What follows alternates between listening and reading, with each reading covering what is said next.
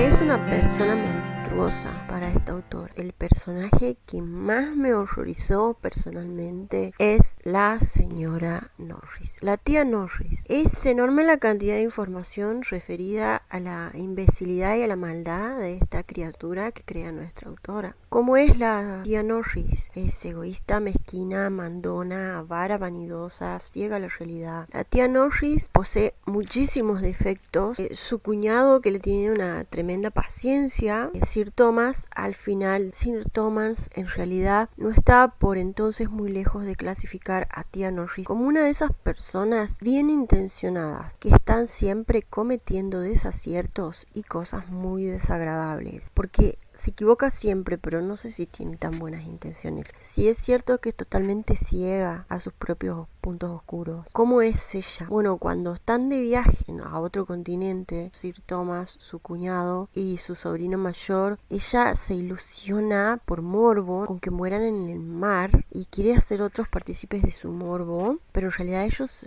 llegan bien a destino y vuelven bien. No sin que antes la señora Norris hubiese abundado en la exposición de sus espantosos temores e intentando que Edmund se hiciera partícipe de ellos, siempre que podía sorprenderlo a solas. Y como presumía de ser siempre ella la primera persona en enterarse de toda fatal catástrofe, ya se había discurrido el modo de comunicarla a los demás. Cuando vuelve su sobrino otra vez, ella se ilusiona con esto. El presagio de algún mal que sin duda lo amenazaba, que no pudo evitar que se apoderasen de su espíritu los más negros presentimientos. Bueno, vamos uno por uno con sus defectos: el afán de control, la avaricia, el autoengaño y la más horrible, la ecpatía, que es una palabra que tuve que buscar porque conocemos el significado de empatía. Busqué qué es lo contrario de empatía, porque esto es lo que caracteriza a la señora Norris, es la ecpatía.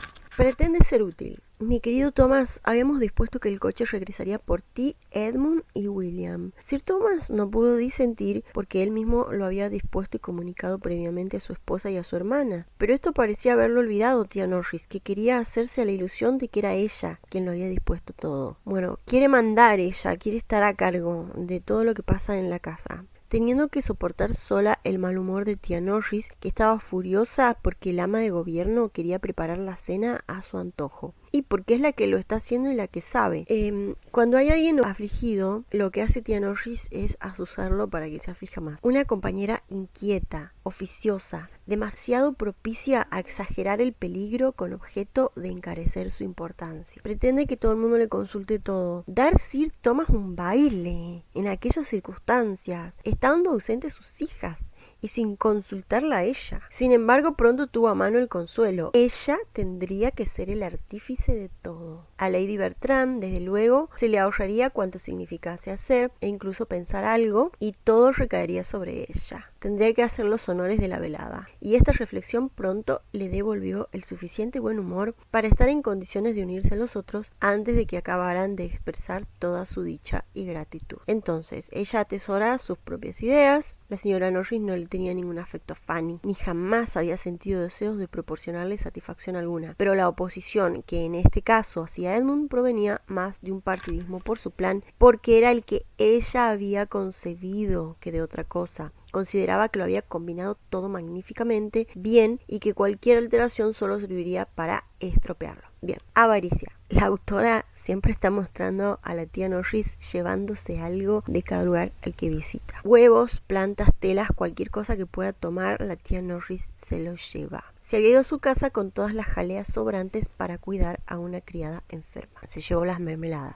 Está dominada por una pasión, nos dice la autora, que es la avaricia. Sería para mí una gran satisfacción poder conseguir algo más, guardar un poquito al final del año. Tiene una generosidad imaginaria y manda a los demás a gastar su dinero. Sus honorarios son de 5 guineas diarias. Y bueno, y aunque fueran 10, exclamó la señora Norris, estoy segura de que usted no precisa mirar esto. El gasto no habría de ser obstáculo. Si yo estuviera en su lugar, no pensaría en el presupuesto. Me gustaría que se hiciera dándole a todo el mejor estilo y todo el relieve posible. Es generosa con el dinero de los demás. Todo su mundo gira en torno a sus dos pasiones, ahorrar y mandar. No tenía la menor intención de contribuir, ni con la más mínima aportación al sostenimiento de la misma. En cuanto a moverse, charlar y discurrir, era cabalmente caritativa, y nadie sabía mejor que ella cómo enseñar generosidad a los otros. Pero su amor al dinero y su afición a mandar y disponer eran iguales, y sabía guardar el suyo tanto como gastar el de sus amigos. No habiendo podido disponer al casarse de unos ingresos tan crecidos como se había acostumbrado a imaginar, desde el principio consideró necesario sujetarse a un plan de economía muy estricto, y lo que había empezado como medida de prudencia pronto se convirtió en afición, en el objeto de esa especial solicitud que se prodiga a los niños donde no lo sabía. Y esto de que hay una línea entre prudencia, entre ser prudentes a la hora de pensar en el dinero y ser avaro, esto lo marca siempre Jane Austen. Si hubiese tenido hijos que mantener, puede que la señora Norris no hubiese ahorrado jamás, pero no teniendo obligaciones de esa índole, nada podía impedir su austeridad o escatimarle el consuelo de incrementar anualmente una renta que jamás había necesitado para vivir. Claro, porque vive de arriba en la casa de su cuñado prácticamente. La señora Norris no puede dar nada. Se lo impiden lo que ella denomina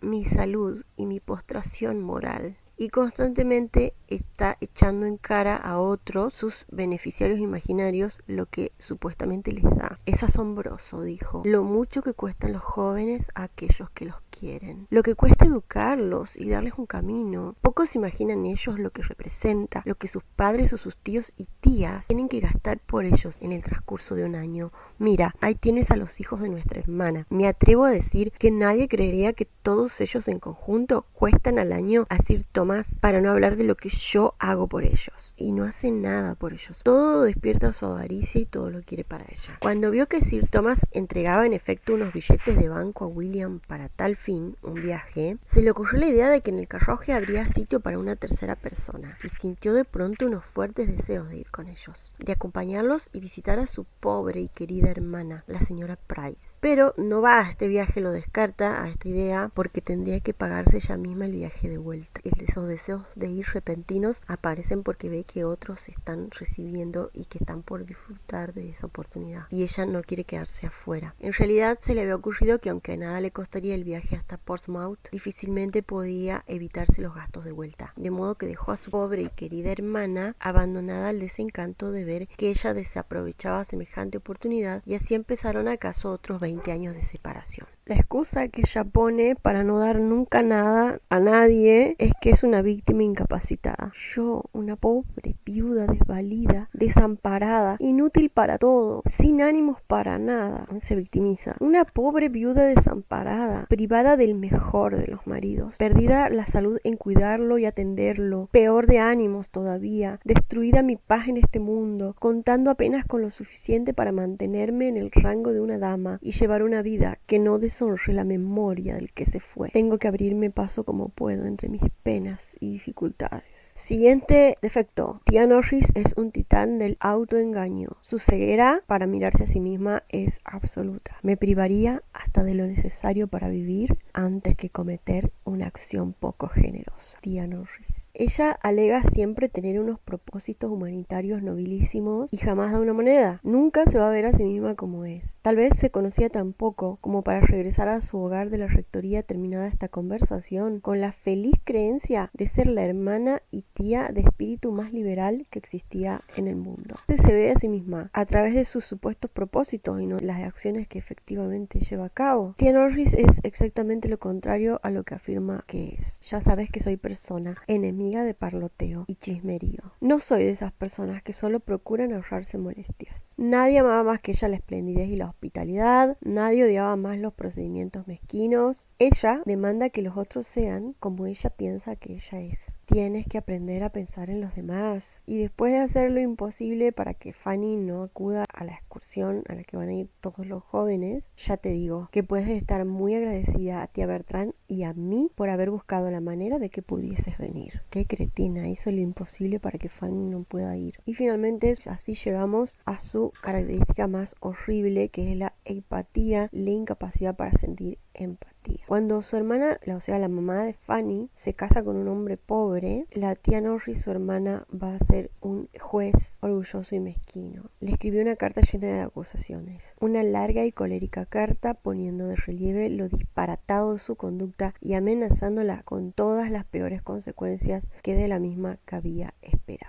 Y Fanny Fanny vendría a ser la Cenicienta, la heroína Cenicienta por excelencia en toda la obra de Jane Austen. Es Fanny Price, la que está en la peor condición. Y la señora Norris vendría a ser la madrastra malvada, digamos. Es su némesis. Toda la vida va a estar haciendo su vida miserable. Y es la que la va a buscar para llevarla a Mayfield Park cuando es una niñita. Asustada de todos, avergonzada de sí misma, llena de añoranzas por el hogar que había dejado atrás. O sea, Fanny tiene 10 años, la arrancan de su familia, está fatigada por el viaje, no podría tener peor compañera que la tía Norris. La señora Norris no había cesado de hablarle durante todo el camino desde Northampton de su maravillosa suerte y de la extraordinaria gratitud que tenía que sentir y manifestar con su comportamiento. Pero esto solo consiguió aumentar la conciencia de su infortunio al convencerla de que no sentirse feliz era una perversidad suya. Todos los habitantes de Mayfield Park van a fallar en empatía en lo que refiere a Fanny. Sus sentimientos eran muy poco comprendidos, demasiado poco para que se los tratara en forma conveniente. Nadie se proponía ser poco amable con ella, pero nadie daba un paso para proporcionarle algún consuelo. Pero el que va a llegar a extremos de crueldad va a ser su tía Norris. Ya hemos dicho que la señora Norris no le tenía ningún afecto a Fanny y no había sentido jamás ningún deseo de proporcionarle satisfacción alguna. Va a ser mezquina con Fanny durante 20 años. Como una empresa va positivamente a proponerse que nada sea para Fanny, que Fanny no reciba nada bueno. La señora Norris no podía menos que considerar absolutamente innecesario y hasta impropio que Fanny hubiese de tener siempre a su disposición un caballo propio de señora al estilo de sus primas.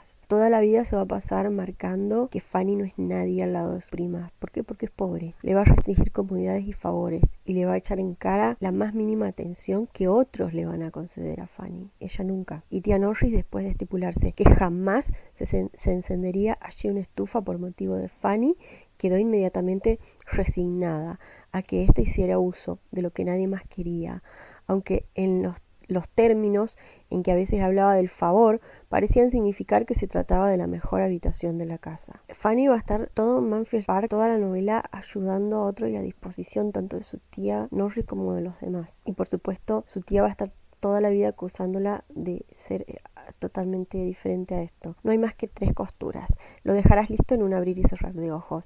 Ya me consideraría yo feliz si solo tuviera que realizar la parte ejecutiva. Tú prefieres rondar por ahí, ya lo sé, pero si nadie hiciera más de lo que haces tú, poco adelantaríamos. Es feroz el ensañamiento que la tía Norris tiene con Fanny. Cree que Fanny no tiene derecho a cruzar la puerta para ir al patio sin avisarle a ella. De haber sabido que salías, te hubiera encargado de que te llegaras hasta mi casa con algunas instrucciones para Nanny, dijo tía Norris, pero al ignorarlo y aún representando para mí un gran inconveniente, me he visto obligada a ir a hacerlo yo misma. Apenas disponía de tiempo para ello, y tú pudiste ahorrarme la molestia, solo con que hubieras tenido la amabilidad de hacerme saber que salías. A ti te hubiera dado lo mismo, supongo, pasar por el plantío de arbustos que llegarte hasta mi casa. Ningún grado de sometimiento, porque Fanny realmente se le va a someter masivamente, pero ningún grado de sometimiento la va a satisfacer nunca a la tía Fanny. Suya es toda la culpa. Cuando menos podía decirme que iba a salir, pero hay algo en Fanny. Ya lo he observado en varias ocasiones. Le gusta hacer las cosas a su antojo, no quiere que la guíen, va a pasear por su cuenta siempre que puede. Es evidente que hay en ella cierto espíritu de misterio, de independencia e insensatez, del cual le aconsejaría que se desprendiese. Sir Thomas pensó que como reflexión general sobre Fanny, nada podía ser más injusto. Bueno, ya hemos dicho que va a tratar de que Fanny no vaya a la expedición a Sotterton. ¿Por qué? Porque esto la haría feliz. Fanny, exclamó la señora Norris, querido Edmund, no hay que pensar en que venga con nosotras. Se quedará con su tía. Así lo dije a la señora Rushworth. No la esperan. La va a someter a humillaciones públicas. De manera habitual, habré de considerarla una muchacha muy obstinada y desagradecida cuando no es capaz de acceder a los deseos de su tía y primos. Muy desagradecida. Vaya Vaya que sí, teniendo en cuenta quién es y lo que es. Bueno, la primera vez que a Fanny le invitan a comer a la rectoría, la tía Norris se pone del peor humor. Estaba de un pésimo humor y parecía estar solo dispuesta a minorar el placer de su sobrina, así presente como futuro, todo lo posible. Le encarga ser siempre, donde sea que esté, la más modesta y la última, y abstenerse de expresar sus opiniones. A la gente nunca se la respeta cuando se sale de su esfera. No olvides esto, Fanny. Y se enfurece ante el ofrecimiento de su tío de enviarle un coche para ir a buscarla. Su desprecio se hace extensivo a William, hermano de Fanny, también sobrino suyo, a quien, mientras él relata sus aventuras en el mar, interesando a todos, la tía Norris lo va a interrumpir todo el tiempo. Aunque tía Norris tuviera bien ajetrearse por la habitación y molestar a todo el mundo preguntando por 2 hebras de hilo o por un botón de camisa usado en medio del relato de su sobrino sobre un naufragio o una batalla, todos los demás escuchaban atentos. Y cuando el tío quiere hacer por primera vez un gesto o quiere hacer un baile para Fanny, intenta impedir que esto se haga, no lo logra, y cuando Fanny baja hermosa para su primer baile, ya que no pudo impedir esto, la tía Norris quiere apropiarse del mérito. ¿Que luce bien? Oh, claro, exclamó tía Norris. Tiene motivos para lucir bien, con tantas ventajas, habiéndosela formado en el seno de esta familia como se ha hecho, beneficiándose de los ejemplares modales de sus primas. Piensa solo, mi querido Thomas, en lo extraordinarias que han sido las ventajas que tú y yo hemos podido proporcionarle. El mismo traje que le has alabado es el propio regalo que generosamente le hiciste cuando la boda de nuestra querida María. ¿Qué hubiera sido de ella si no la hubiéramos acogido? Aramos, dijo el mosquito, y disputa a Fanny la más mínima atención. O sea, no soporta ni siquiera que Sir Thomas la mande llamar para hablar con ella. Aguarda, aguarda, aguarda, Fanny. ¿Qué te ocurre? ¿A dónde vas? No te precipites así. Puedes estar segura que no es a ti a quien llama, es a mí, no lo dudes. Mirando al mayordomo, lo que pasa es que tienes mucho afán de colocarte delante de todo el mundo. ¿Para qué iba a necesitarte Sir Thomas? Es a mí, Badley, a quien se refiere usted. Voy al momento. El recado era para mí, Badley. Estoy segura, Sir Thomas me llama a mí, no a Miss Price. Bueno, y cuando Henry Crawford se enamora de Fanny y se le declara, este es un golpe que tía Norris no soporta. Lo único que hizo fue mostrar su creciente malquerencia. Estaba indignada, amargamente indignada, pero era mayor su indignación por haber recibido Fanny semejante ofrecimiento que porque lo hubiera rechazado. Era una injuria y una afrenta para Julia, prima de Fanny, que hubiera debido ser la elegida del señor Crawford, y con independencia de esto, estaba disgustada con Fanny porque había prescindido de ella, que ella hubiera querido desvirtuar la sensación de encumbramiento en la persona que siempre había intentado humillar. Y cuando María, la prima preferida de la tía Norris, huye con su amante abandonando a su marido, la tía Norris le echa la culpa a Fanny. La tía Norris, en vez de hallar consuelo en la presencia de alguno de los dos, se sintió aún más irritada a la vista de la persona a quien, en la ceguera de su cólera, hubiese sido capaz de acusar de espíritu maligno, culpable de la tragedia. Si Fanny hubiese aceptado a Henry Crawford, aquello no hubiera sucedido. Bueno, como vemos, Jane Austen era un cirujano a la hora de observar y de tomar nota las maneras en las que los seres humanos podemos ser auténticos monstruos. Y si quieres conocer algún monstruo varón del universo de Jane Austen, te invito a ver el video Seductores en YouTube.